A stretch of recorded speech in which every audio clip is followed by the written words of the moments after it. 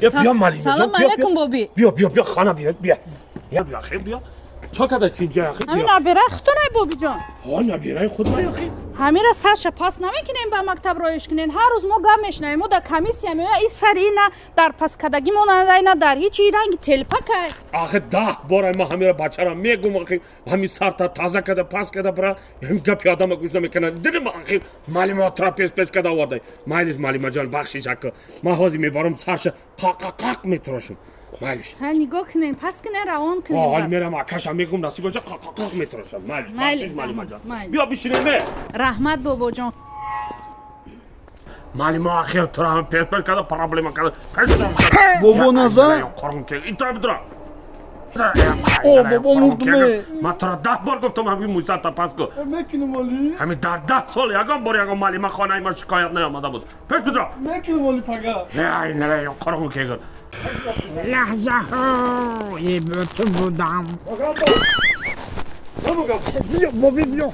بگه همین تا دست کالش پاس کو. سرش پاس کو. ای پشتی ما ای مالی ما گرفت ای دایرکتور گرفت ندی خوب. بگه سرش قاق میترش کالش. خوب شد. فقط کنیم چی؟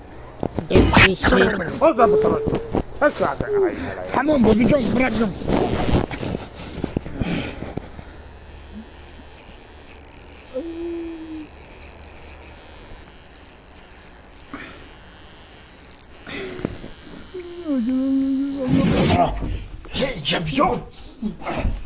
بابی خیلی که خوش شدم که پرچوز کردم نواسط آوردم پرچوز کردن خودت به او بوده خیلی کردن بوده که سبکک دیگه معلمه هیچیش نمیگه تو چطوری کردی کلی بوده که پشیده یه قدم بی بزرمانده در پجانیش من را چکا میکنم با دیگه کلوارم بابی جان من تو را هم خیلی گفتم اینا میبری دروی خیلی مولود سرمتی لبای بز خیلی تکه میکنه Viviran tango, tango, deschi famina,